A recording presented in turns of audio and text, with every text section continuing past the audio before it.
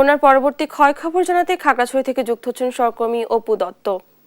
অপু, বন্যার ক্ষয়ক্ষতি কেমন হয়েছে, পুনর্বাসন কার্যক্রম শুরু হয়েছে কিনা, এ নিয়ে কি তথ্য রয়েছে আপনার কাছে?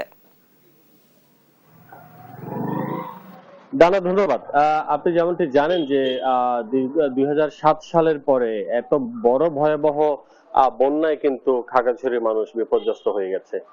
বন্যার পানি কমলেও কিন্তু এখানকার যে ক্ষয়ক্ষতি এটা কিন্তু ব্যাপক আকার ধারণ করেছে। আমি এখন যে জায়গায় দাঁড়িয়ে আছি এটি মূলত খাগড়াছড়ি শহরের একদম কোল ঘেঁষা শান্তিনগর এলাকার একটি কালভার্ট।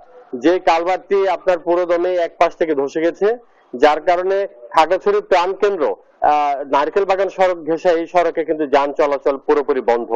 এবং পাশে একটি দেখতে পাচ্ছেন যে তিনতলা একটি ভবন, যে ভবনটির নিচের অংশ কিন্তু পুরোটা ঢেবে গেছে। ঠিক এইরকম খাগড়াছড়িতে প্রায় ছোট বড় 14টি কালভার্ট কিন্তু ঢেবে গেছে এবং 7টি বড় ব্রিজ কিন্তু ভেঙে গেছে। একই সাথে পুরো জেলায় 107 কিলোমিটার সড়ক আপনার ক্ষতিগ্রস্ত হয়েছে। আপনাকে জানিয়ে রাখি যে খাগড়াছড়িতে কৃষি, মৎস্য সব সেক্টর মিলে প্রায় 100 কোটি টাকার ক্ষয়ক্ষতির কথা আমাদেরকে বলেছে সংশ্লিষ্ট বিভাগ। শুধুমাত্র কৃষি সেক্টরে 70 কোটি টাকার ক্ষয়ক্ষতির কথা আমাদেরকে বলা হয়েছে। এবং গ্রামীণ যে সড়ক অবকাঠামো তারও কিন্তু ব্যাপক ক্ষয়ক্ষতি। আপনারা জানেন যে বন্যার কারণে নিচু এলাকাগুলোর যে ঘর বাড়ি বিধ্বস্ত ছিল, অনেকাংশে ঘর বাড়ি কিন্তু তলিয়ে গেছে, ভেসে গেছে। সেখানকার মানুষ কিন্তু এখন দুর্বিষহ জীবন যাপন করছে। তবে এই অঞ্চলের পানি কিছুটা কমলেও গতকাল রাত থেকে নদীর পানি কিন্তু আবার অনেকটা বেড়েছে। অপরদিকে যে বাঘাইছড়ি, লংগদু ওই জায়গাগুলোতে কিন্তু নতুন করে আবার প্লাবন হচ্ছে।